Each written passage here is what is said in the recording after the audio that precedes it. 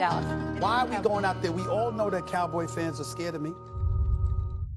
These damn Cowboy fans are behind me.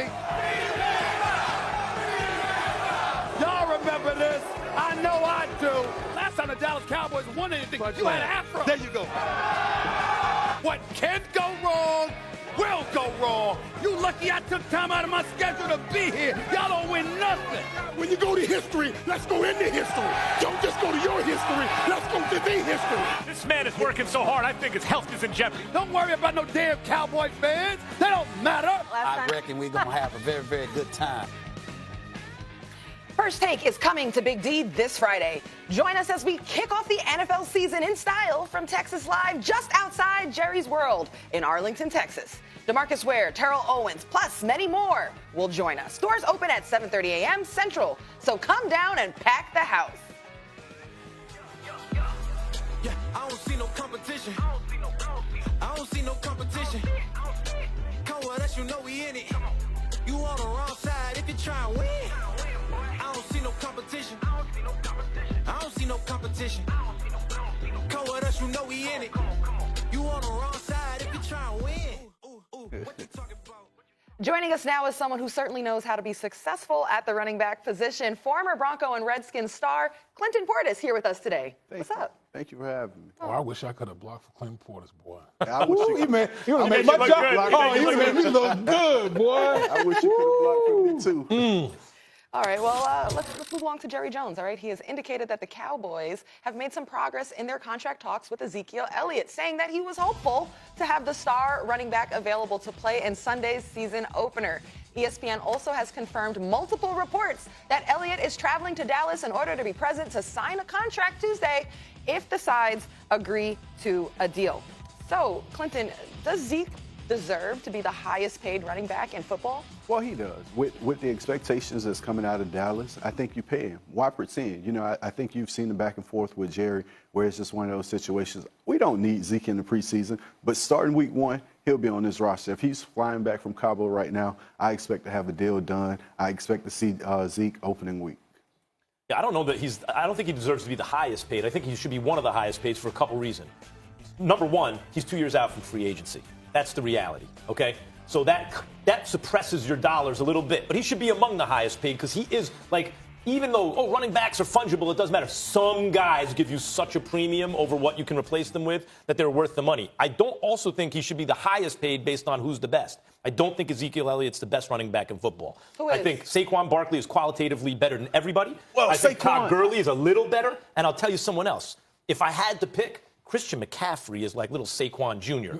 Those three are Max, right in the mix. So wait a minute, you got like Zeke and like four? Yeah. Like you just named four. So Yeah. I Go ahead. honestly have Zeke in that same bill. I love Christian McCaffrey. I love Saquon Barkley, but they're still young and unproven. You're talking about durability. You're talking about a guy who's carrying the team. Those guys aren't asked to carry their team as of right now. Run I think between the tackles as much as he does, he's yeah. going to run between the tackles. He's going to give you everything. So when you look at Zeke, if Zeke doesn't have success, then Dak doesn't work. Whereas you look at everyone else, it's a tangible. It doesn't really matter because I think Christian McCaffrey could go on to be the best running back in the NFL once we see the full exposure. If you get an accurate Cam Newton, if you get someone on the outside, then all of a sudden Christian McCaffrey becomes the best running back in the NFL. You look at Le'Veon Bell, you look at Saquon. Those guys are all contingent upon something else. Le'Veon just came to New York. What kind of offensive line do we have? Will he be able to put up the same numbers that he put up in Pittsburgh? I'm not sure. But I love Le'Veon Bell He can catch as an the ball. individual. He can split him do out everything. wide He's a if you want. mismatch. Yeah. Hey, listen, I think Zeke is unique because the Dallas Cowboys are built around him. How many teams That's why you gotta pay him. are built around a running back? We talked about not only the running game and what he does for Dak Prescott, but you also look at the defense. Like the Dallas Cowboys, their defense, they played the fewest snaps since 2016. Yeah. Imagine how fresh you are. You're on the defensive line, and Zeke is just eating up clock. You can go out there and just start, pinning your ear back and getting it's after set up for Zeke. If you're Right. talking about the setup, but then he's 2 years out. But if you put, like, he's consistently running between the tackles, the whole thing.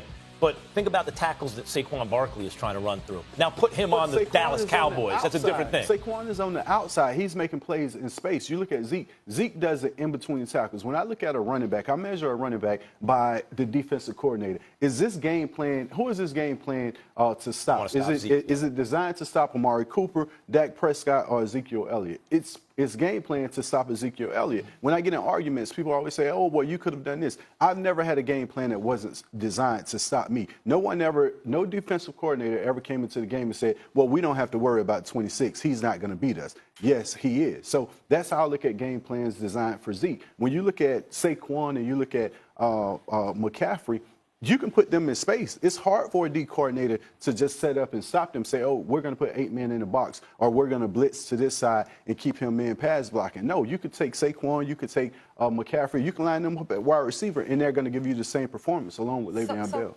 Clinton, knowing Zeke's skill set, knowing his impact and influence, as you're saying, on the success of the entire team and what they're trying to do out there, should he accept any offer that is less than an offer that would make him the highest paid running back in football? Well, I think he deserves to get his money. So if I'm Zeke, I'm requesting that. But you got to be okay if you fall in that number 2. You got to understand, at the end of the season, someone else is going to top that anyway. Is someone else going to get a new contract? Another running back is going to be up. Christian McCaffrey will get paid. Saquon still got time, but someone else is going to get paid. Gurley, he's going to always be in the top running backs paid. Le'Veon, he's going to always be in the top running backs getting paid. So after you sign, someone else is coming in and say, hey, I deserve to be number 1. But I think to me, it all goes back to, if you're not a free agent, that's the biggest thing. I think that's ultimately could hold Zeke back, is the fact that he's not a free agent. He's still got, a year plus a 5th-year option tacked on his contract. That's why. See, I think that's real important. Does he deserve to be the highest paid? Well, next man up.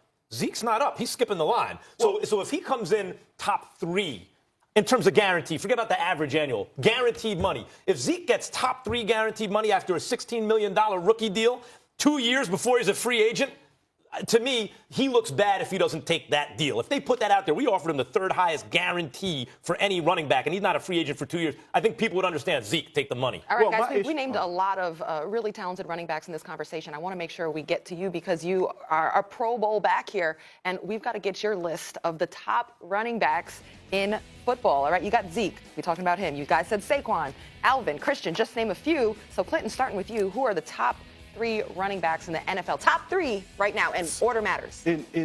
Okay, since order matters, I have to go with Le'Veon because he's proven. Then I'm going Saquon Barkley and Christian McCaffrey. Right now, Alvin Kamara is a great back, but I haven't seen a full entity of Alvin Kamara. He's always shared the backfield with Ingram. So he could take off this year and change my mind because he's such a great back. You look at Kareem Hunt before the suspension, he was in line. You look at Gurley, you look at Melvin Gordon, he has that argument. So it's so many people with the argument and so many people want it, but the one person who's going to get the ball, who's going to get the carries every year, whose game plan and team needs him is Ezekiel Elliott. Everyone else is kind of expendable. It's like, hey, you look at the Saints, Alvin Kamara. Well, we got Mark Ingram. We got this guy. You look at everyone else. Yeah. Well, you don't anymore, but I'm just saying how you justify being the best back. Le'Veon Bell, the same situation. He set out a year. You can't get that time back. So when you look at Ezekiel Elliott, you have to pay him. Although it's 2 years removed and he was a first rounder, I don't understand his or Melvin Gordon argument because they were first. So who's 1, 2, 3 for you?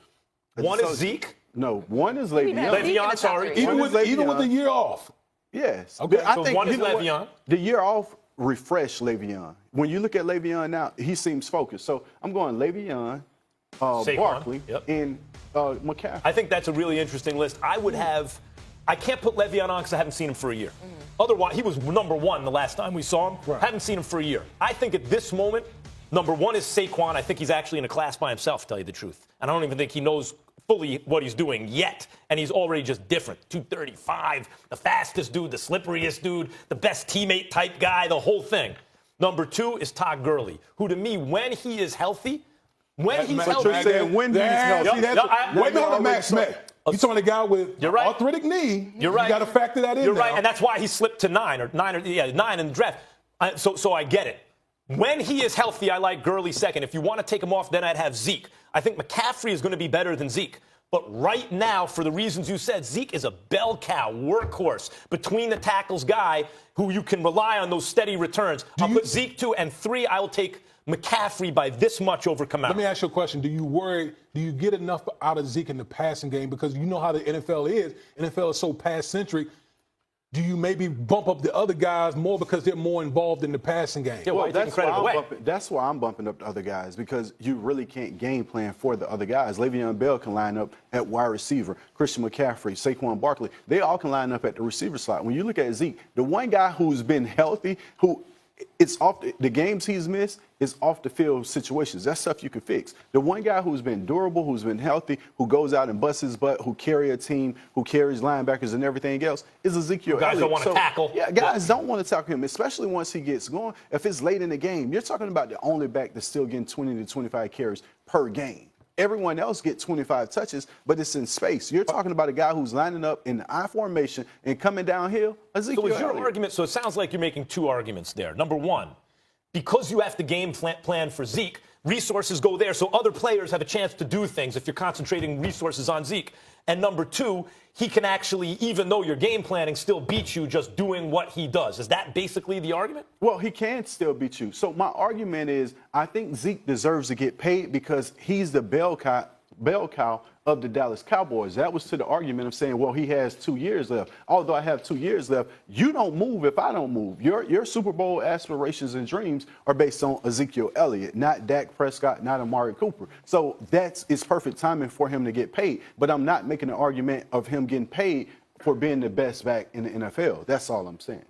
All right, Clint, you're sticking around with us for the next block. We appreciate your expertise here and talking about some of the running backs that we're excited about. Coming up, we'll be talking about a team people are excited about. The odds makers are certainly buying the hype in the dog pound this season, but someone here at the desk is not.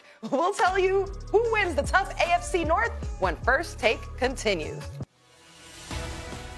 Big-time action in Flushing Meadows as coverage of the U.S. Open continues right after us at noon Eastern here on ESPN.